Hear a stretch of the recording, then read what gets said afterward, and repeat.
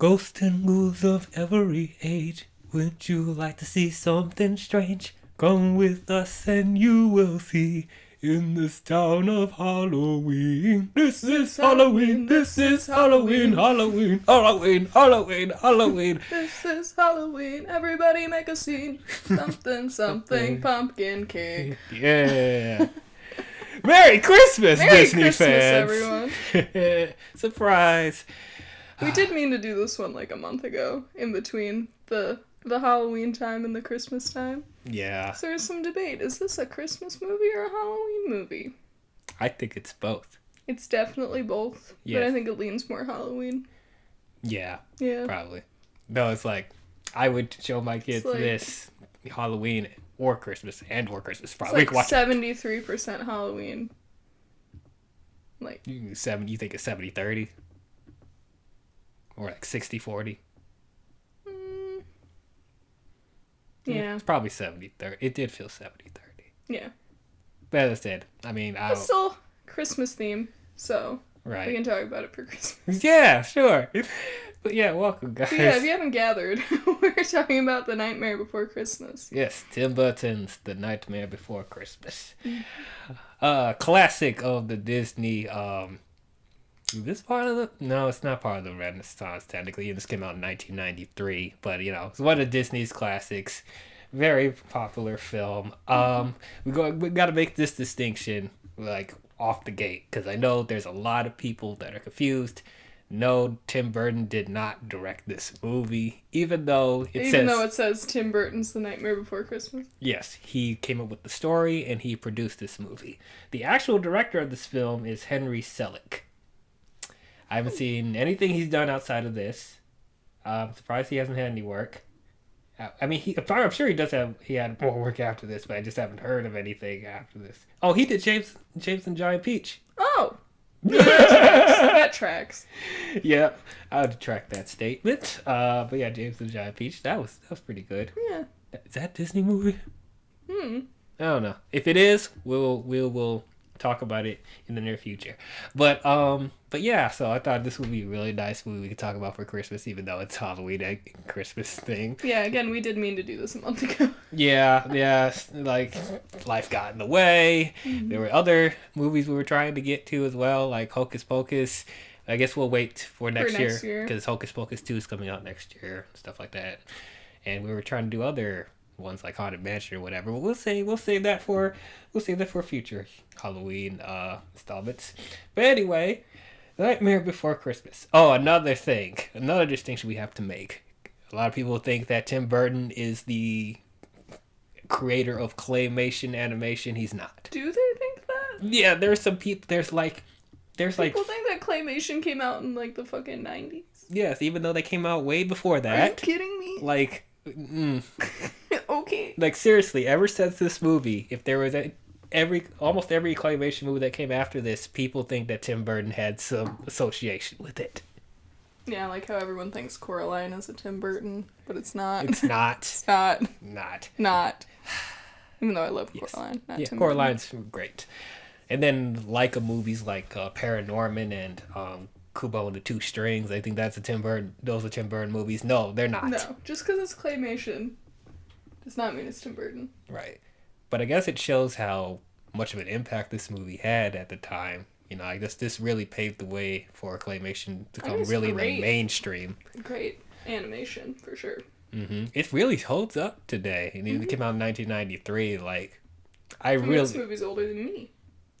Yeah, me too. Came out before I was born, more than 95. But 97. Yeah. But yeah, man, Nightmare Before Christmas. So this is a movie that I watched all the time well, not all the time. I did watch this quite a bit when I was a kid.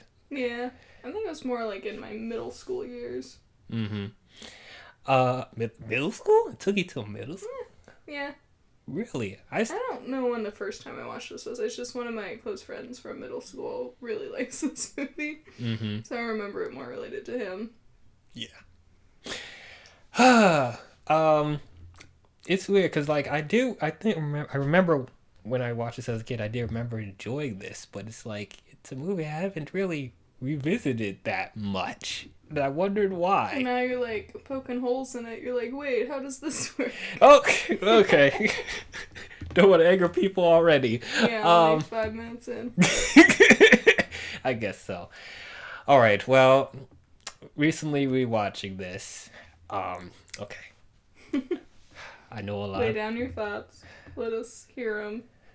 I know a lot of people love this movie. And a lot of people think this is an iconic Disney film. It's I'd say it's one of the best Halloween / Christmas movies ever made. But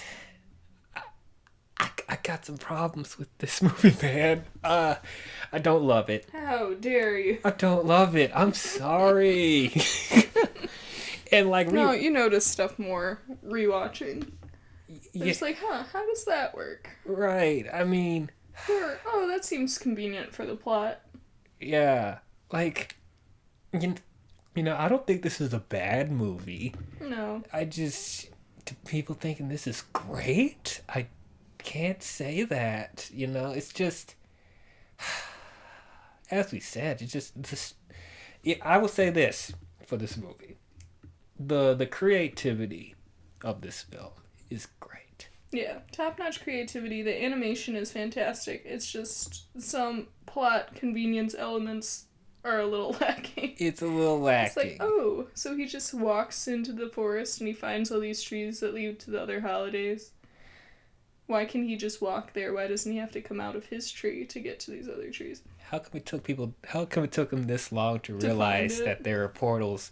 Yeah, like there are portals to holiday worlds on trees. And they show him, like, falling through the portal to Christmas Town. Yeah.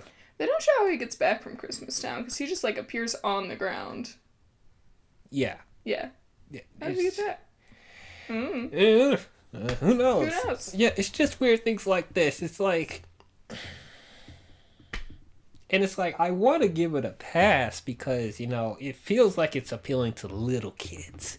Like, but then also, our friends that have little kids wouldn't let them watch this. Yes, movie. and I can kind of see why now. Because up until this point, because I was questioning, why wouldn't you show your kids this? But watching this recently, there's some scary imagery in this movie where it's like, you know what, I probably would understand why they wouldn't instantly show their kids like this. Like the killer duck toy chases the children. Yes, or the head in a box. Yes, or like the citizens of Halloween Town, you're seeing bodily parts they're just removing, or skinning of animals. And that one tree with a bunch of like skeletons hanging from it too, not great. Right, and then there's a potato sack monster with bugs coming out of Boogie. it. Yep, Oogie Boogie. So it's like, I guess, yeah, it's weird because like, yeah. It feels like it should be appealing to kids, but it seems too dark to be appealing to kids. Yeah. So it's like, I don't know who this movie is for? Marketed to. Yeah. And it's like, I'm sure there's some parents out there that show their kids this and they're completely fine, that's great. That's great. And probably, you know, if and when we have kids, like, I wouldn't mind showing them this movie, but How probably old? at a certain age. That's the question. Maybe when they're 5. 5? Maybe when they're 5. When do you think? Well, up, probably. Oh, you think maybe 10 or something? Well, maybe not 10, but like, you know, 7. 7. Okay, that's okay. You see, for me, you know, I grew up watching a whole bunch of horror films, so it's like, I guess I'm desensitized. And I watched dark cartoons as well, you know, before they, you know, they're like the cartoons like today. Misadventures of Flapjack.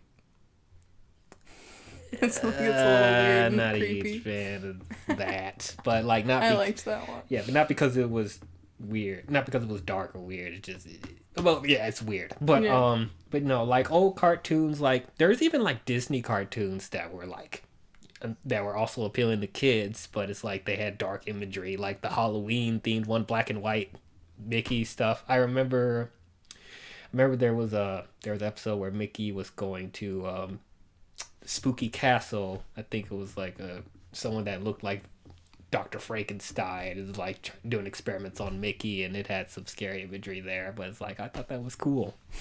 You know, I don't know how people would feel. I know everyone has different opinions about what you show your kids, but I feel like if you expose kids to some of this stuff early, it'll make them tougher growing up.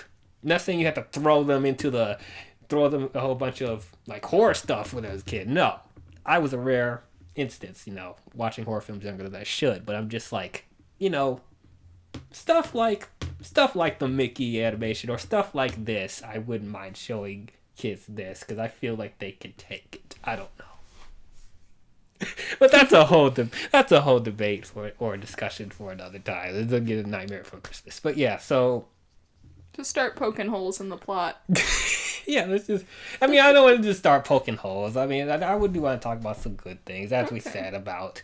I do like the creativity of the world. I like the designs of all the different citizens. Yeah, they have a lot of different character designs that are really cool. Yeah, like the mayor has like this rotating head. Like there's one side that has like a normal-ish head. Normal. And then the other like happy face. And the other one's like a white with sharp teeth and stuff like that. So that was cool.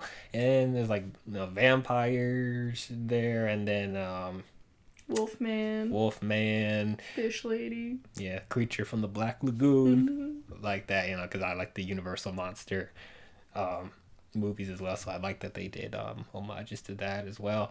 There's some cool stuff they did with pumpkins. They come to life sometimes, and they even utilized some 2D animation with the ghosts coming out, so that was pretty cool. Jack Skellington's introduction is metal as fuck, man. Like, he's on fire, and then he dives into the fountain and emerges. Like that's you that's need some awesome. flair. Yes, no pun intended. But yeah. But yeah, it's just really creative. I think this is one of the most creative stories that Tim Burton has made. Tim Burton's hit or miss for me. It's been more miss recently. Oof. Dumbo. Hot take. Oof. Yeah, we'll get to Dumbo too when we get there. But and Alice in Wonderland. He did that. Oh, boy. But anyway, I think this is one of Tim Burton's, good ones, even though he didn't direct it. He came with the story and produced it. But like, you did feel Tim Burton's flair all throughout this movie. So. For sure. It did feel like I wouldn't be surprised if he did direct it. It did feel like he directed this movie, even though I should give credit to Henry, because he did a really good job going off of Tim Burton's vision. Didn't really feel like there was a clashing of tones that much. Oogie Boogie, it's a cool design. I really like. Yeah, it's like I said, it's a freaking walking potato sack with bugs coming out. I mean, on paper that sounds ridiculous, but like in the context of the movie, like he actually came off a bit creepy and scary. And he's also like he acts like a game show host. Yeah, and like gambling, rolling the dice, and like roulette wheel and casino themed. He's like so that's pretty creative actually. I like that a lot. Even though there's some things that I could poke holes at, which I probably will, it's kind of creative how they're like, there's different worlds of holidays, I guess. That's kind of interesting. I wish we could have dove into the other worlds, like the... Yeah, because we really only see Halloween Town and Christmas Town. Yeah, and then Easter Bunny comes out randomly. We do see the Easter Bunny for a little bit when he gets kidnapped instead of Sandy Claus. Mm-hmm. Yeah, so that's kind of cool. The songs are okay. I mean, this is Halloween iconic. Yeah, that's probably the best song of the movie. And I like Oogie's song. It's probably the most unique of the songs because it didn't sound like all the other ones. Like it was a little more lively. And I guess Sally's song's kind of nice. It's the "Can You Feel the Love Tonight" of the movie. But,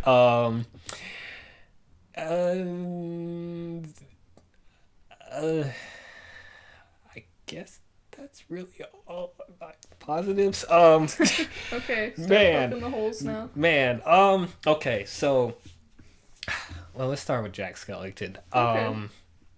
Like I said, really cool design. His entrance, amazing. I don't know if I like this character.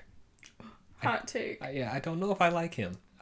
He doesn't come across like he's a good protagonist, to be honest. Granted, like he's being naive about everything going on when he goes into the Christmas world. And so he's the whole plot of this movie is that he's the biggest scare of Halloween Town, and everybody loves him. He's the Pumpkin King. He's the Pumpkin King, and like, what is that? What does the Pumpkin King do exactly? He's in charge. In charge of what? Halloween. In charge of Halloween. Okay, all right. What does he do? What does he do? I don't know. Like he goes to Earth to scare the children on Halloween night. Okay, well now couldn't we see that? Like, is there in the Halloween Town? Is there an actual like town or village of regular people? Well, they showed them going to like the regular. Oh, the regular world. Okay, yeah. They didn't really elaborate on that. He dove through a crypt and then showed up there. Right. It's like we don't see him doing his scares. It's like they keep talking about how great he is, but we don't really see it. And it's like, even though I really like Jack's design, he doesn't seem to be the scariest creature in Halloween. Made some allusions to him being like the Headless Horseman. He's like, I'm known in England and France. That was meant to be like the Headless Horseman. What? You didn't catch that? No, I did not. No, okay. Okay, interesting. Yep. Go into that Headless Horseman stuff. Let's see that. I think that was another a classic black and white Disney animation did Headless Horseman that I really liked. Oh, and Tim Burton also did a Headless Horseman movie, so very nice. But yeah, I just wish they dove more into Jack Skellington's greatness. But as I was saying about him it's more about like his disenfranchisement with his life, and he's like, oh, we do this every year, and it's the same old thing, and I'm not feeling fulfilled. Yeah. And then he finds Christmas. What's this? There's white stuff everywhere. What's this? Yeah. What's this? Yeah. Oh, I also like that song. That was funny. So he's found something in Christmas Town that sparks joy. In his... So he's like, I can do this, but spoiler, he can't. He can't. And his version of joy means pain and scare and agony to regular people, so he's just, Halloween is so ingrained. Yeah, so his whole plan now is that he is going to kidnap Santa Claus, take him out of his world. Well, but he thinks he's just giving Santa a break. And he's like, you got the year off, bud. I'm going to try this. Okay, so like... Christmas is mine this year. Right, so okay. You're just going to send these kids, these scary kids, to take Santa Claus from his world without actually personally consulting with Santa. You're just going to do it without his permission. Yeah. Why? Well, do you think Santa would say yes? Well, obviously not, but it's like, here's what I'm saying, like...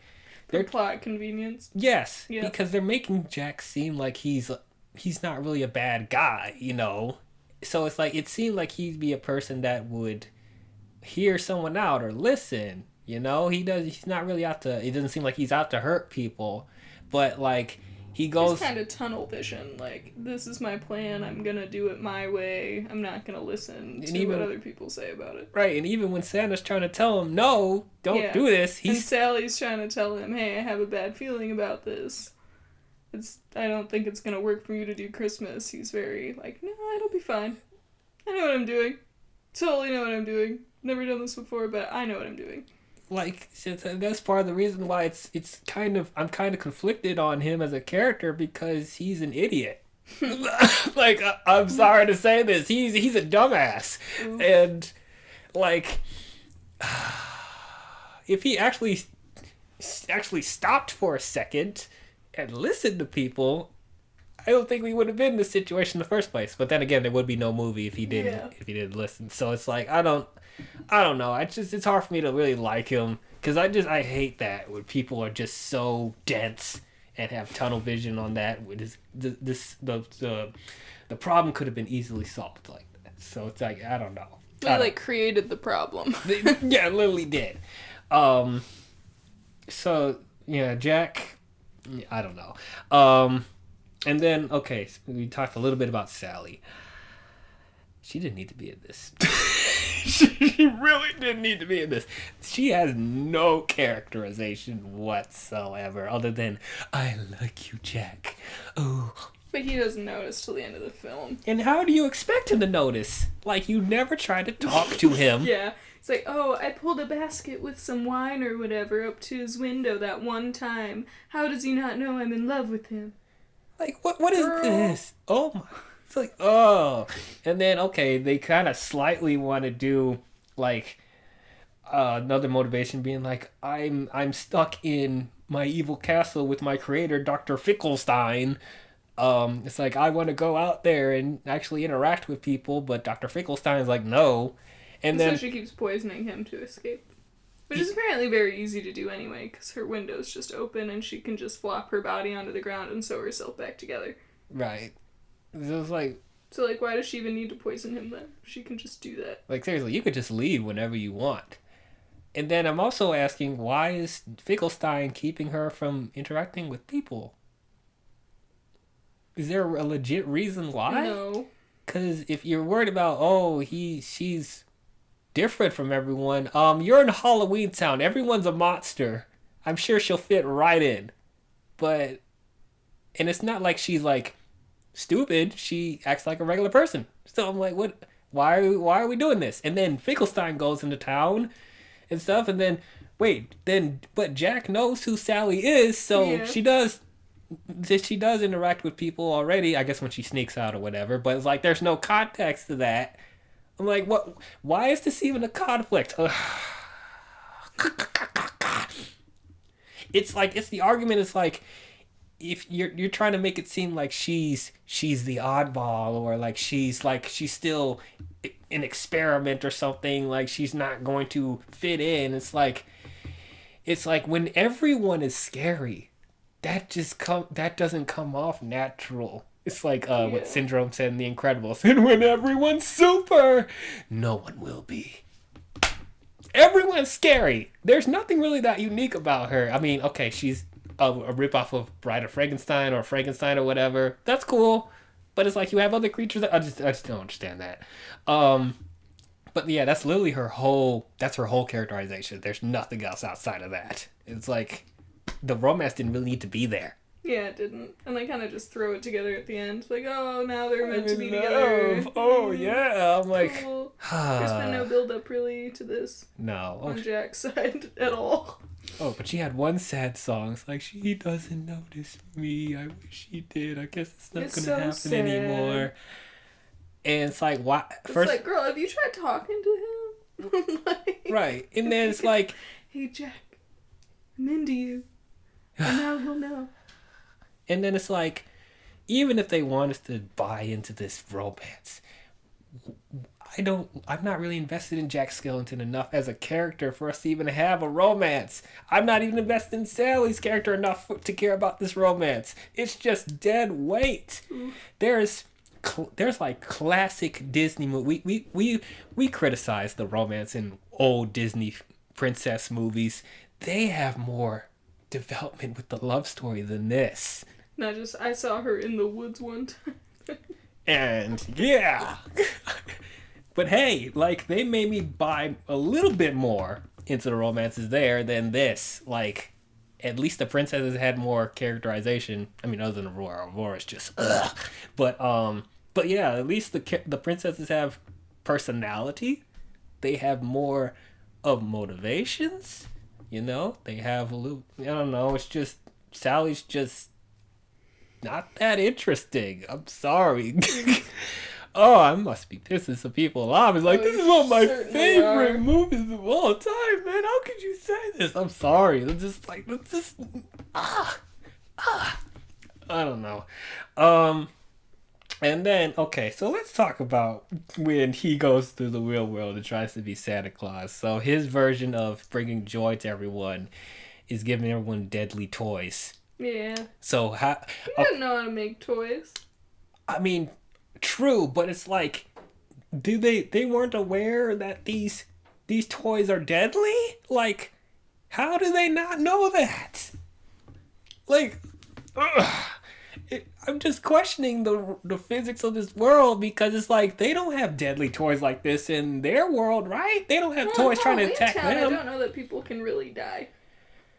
Oh, yeah, you know what? That's true. So they probably don't know, like, oh, this will kill a human child. Right. Though that's another thing. It's like the movie wants us to make us feel like there are stakes with the Halloween characters, but they can't die. So I don't feel a sense of danger or urgency because I know they probably could survive this. Even yeah, I mean, Jack gets shot out of the sky and then he's fine. He's completely fine. Okay, great. And then Oogie Boogie when I mean, he does dissolve into bugs and then fall into lava, so maybe he dies. I guess. Yeah. And then Sally, I mean, I guess she could melt from lava, I guess, but like I don't know. I'm questioning the physics of this world. We recently talked about Monsters Inc. and we started to question the physics of that world as well. It's not as bad as other movies, but it's just like I don't know. It just doesn't really feel like there's stakes to it for that. No, it's not. And then Oogie Boogie, even though I like his design and the concept, if he feels thrown in as well. I mean, yes, they have that cool little song that he does. I'm the Oogie Boogie man. Whatever. That was a nice song, but it's just like it feels like he's just thrown in there to have a villain. And then I'm also questioning why is he like off on his own and not interacting with Halloween Town? Is he like? He's the shadow on the moon. Why is he the shadow on the moon? That's what they say in the first song. Exactly, and you actually see the moon, and he's a shadow of it. It's like, I'm the shadow of the creepy night. I'm like, okay, but why is he off by himself? Like, maybe no one likes him. Why does no one like him? He seems to be acting just like everyone else, except he's probably amped up a little bit more. But it's like I don't really see anything with his character being like, oh, people don't like him. Well, he was trying to put everyone who goes into his house into lava, so that might be part of it. I guess, but it's like when you're about to kill people with deadly toys. Am I really supposed to care? They've only done that one time. That one time, but one time when they took over Christmas. It's a real serious one time. Yeah. You know, it's like I know. Santa comes back and he saves the day, and he can apparently just fly, so it's fine. Yeah, technically he could do that at any time. When he was captured, like literally, he just touched his nose and he's gone. He couldn't touch his nose; he was bound above his head. All right, fine. But it's like, do you really need to touch your nose? Apparently, that's how the magic of Christmas works. Don't you know how the magic of Christmas and Santa works? Okay, well, I didn't see Tim Allen's Santa Claus touch his nose. I hate Santa Claus, by the way. I'm just gonna throw it out there right there. I can't stand him. Oof. Hot take. Sorry. I don't remember anything about that movie besides he kills Santa. Oh, the movies I think are fine. Like Tim Allen's Santa Claus movies, I think they're fine. But it's like, as far as the actual Santa Claus, the idea of Santa Claus, I don't like Santa Claus. I don't like him. I don't care about him. I'm sorry. I know. I don't. You probably. What about in Santa Claus is Coming to Town? Do you care about that, Santa? Okay. There are exceptions. There are decent depictions of Santa in movies. That is one of them. Santa Claus is Coming to Town. I did watch the old claymation ones. That's probably my favorite claymation Christmas movie. Oh yeah, it's between that and Rudolph the Red-Nosed Reindeer and. But not the fucking one with Baby New Year. Hate that one. Yeah, I don't know. No, let's talk about that one. But there's that, and then I like the Santa Claus and Polar Express. Polar Express is good. And then. Yeah, I like Tim Allen's Santa Claus.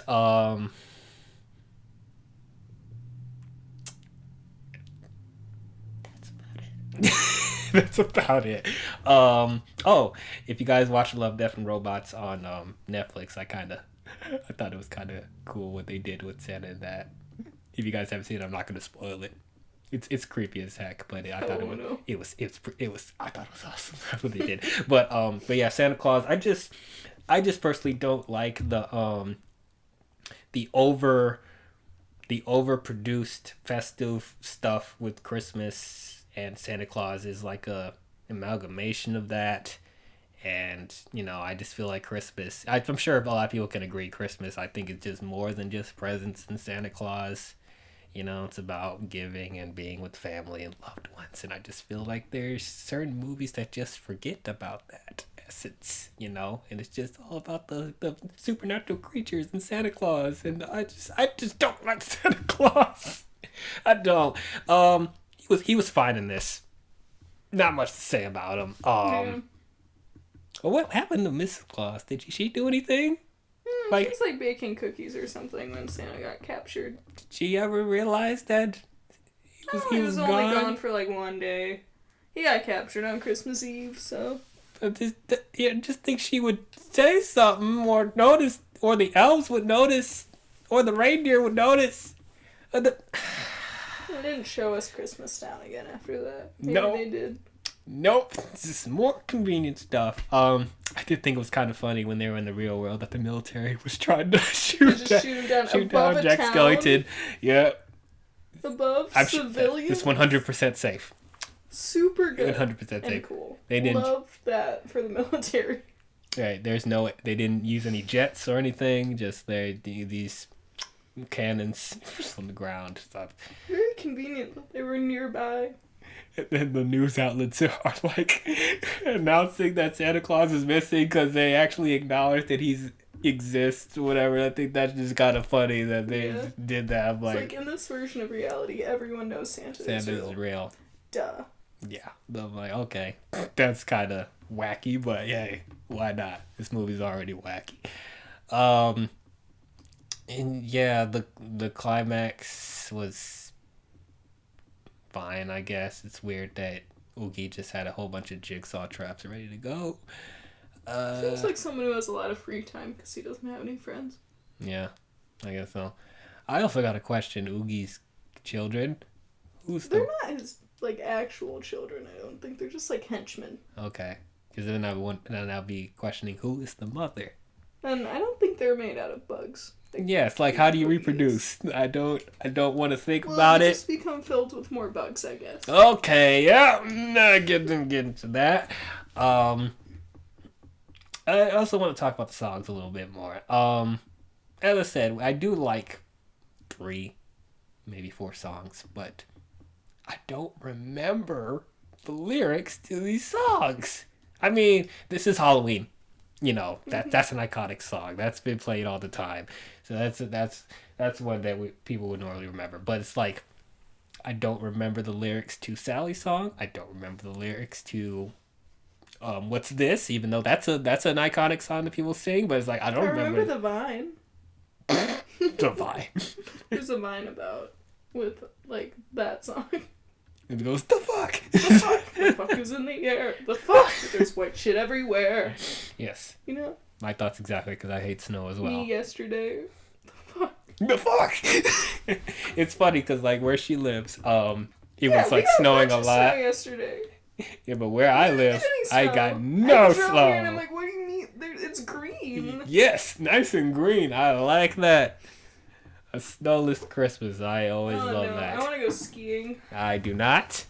We're going to go skiing. It's going to be great. You're going to love it. Yeah, I don't think so. But it's going to be great. Thanks for trying. But yeah, it's like the songs, they all feel the same. They're slow. I mean, there's a couple of them that are kind of faster, but they're all monotone, and they feel like they're talking more than actually singing. And there's so many lyrics in the songs themselves, it's hard for me to actually remember all of them. So it's like, I don't know. I don't even know if this needed to be a musical, to be honest, because the songs don't really elevate the movie that much outside of This Is Halloween and What's This? Hot take. I got a lot of hot takes for you. I mean, I know I'm sure a lot of people would be like, but what about Sally's song? It's expressing how she feels. I don't care. I don't care. Oof. Yeah, the love story of this is just lacking a lot for me to care. Even with, as I said, it was the Can You Feel the Love Tonight of this movie. At least with Can You Feel the Love Tonight, there's a little bit more emotional resonance with Nala and Simba. It's also a duet, and hers was not. Right. Maybe it could have been elevated if it was a duet, but I don't know. Yeah, I think that's really all you it. gotta say? That's all What's I your rating got for this movie? Well, I'm conflicted. I am conflicted. Because like, I think there's some elements of this that's better than just okay. But it's like the story's lacking so much. Do I want to give it pretty good? I don't know. Maybe you help me. I've been talking a lot. How do you feel about the movie? Like, what did you? I mean, I think it's cute, but I think I remember it as better than it is when we rewatched it. I'm like, I didn't enjoy that as much as I used to. Ooh. Yeah. Ooh. So I think I probably, if we hadn't rewatched it, I would have given it pretty good, but since we did, it's probably just okay. You know, I know it's probably just gonna anger a lot of people, but you know, I probably agree. This is Nightmare Before Christmas. It's just okay. Sorry. I know a lot of people love this movie, and you guys continue to love it. You know, watch it every year. Watch it twice a year. Once on Halloween, once on Christmas. Not taking it away from you at all. And like I said, I don't think this is a bad film. It's a fun little movie. It's cute. There's some really good elements of this movie. The animation's really great. And a couple of the songs are good, but I just feel like the story's just not memorable. The characters aren't that well written. The stakes of the world, the conflict is just all over the place. And once again, I'm just questioning how this world works. Like, it's just so many questions. You establish so much in this world and you barely explain it.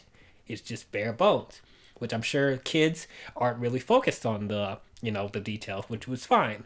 It would be fine for them to watch, but it's just like watching this as an adult, unless I don't have like strong nostalgia towards this, I don't really see myself watching it that much. And this is probably why I haven't revisited it that much. Now it comes full circle. I understand why I haven't revisited it this much, because it's just not that great. I'm sorry. It's okay. But yeah, that's our thoughts on Nightmare Before Christmas. Feel free to come for us in the comments. Yeah. It's fine. Yeah, let's try not to be hostile. I'm sorry.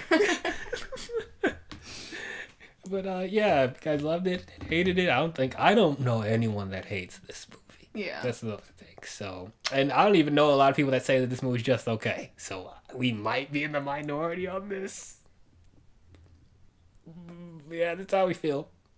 I mean, people like Patch's London Adventure, so. Oh, we shouldn't. But yeah, that's it for you guys. I think it's gonna be the last one for 2021. But 2022, we have a lot of Disney casts planned for you guys. There's gonna be so much Disney in your face, you guys are gonna get sick of it, cause like we gotta talk about Lion King, because the Lion King remake sequel midquel is coming out, and then Little Mermaid, live action Little Mermaid's coming out, so we gotta talk about the Little Mermaid movies. The Buzz Lightyear spinoff is coming out. We gotta talk about Toy Story. You've never seen Toy Story 4 either. I have not seen Toy Story 4. So we gotta talk about Toy Story. They should have ended after the third one, though. They wrapped it up so nicely. Why would they do another one? Because money. I know because money. I just think it's a waste. Yeah. And it's like there comes a point where you'll feel like there's law of diminishing returns. It's like you start to notice, oh, the quality is not as great, is it? It's Nope. so get to that. And then Encanto, we know Encanto came out. We haven't seen it yet. So we'll talk about Encanto as well. And dang, just a whole lot. There's another Pixar movie, Turning Red, as well. It's like there's a lot of Disney stuff coming your way next year. Can't wait to get into all of them. But yeah, if you guys enjoyed this, don't forget to leave a thumbs up. If you hate our opinion on this movie, go ahead and hit a thumbs down. It's fine. We can take it. We can take it. Go ahead and subscribe to the channel if you want to, and hit the bell if you want to be notified of future videos I'll be doing. But that's all I have for you, Disney fans. We'll see you guys in the next one. Happy holidays. Bye-bye. Bye.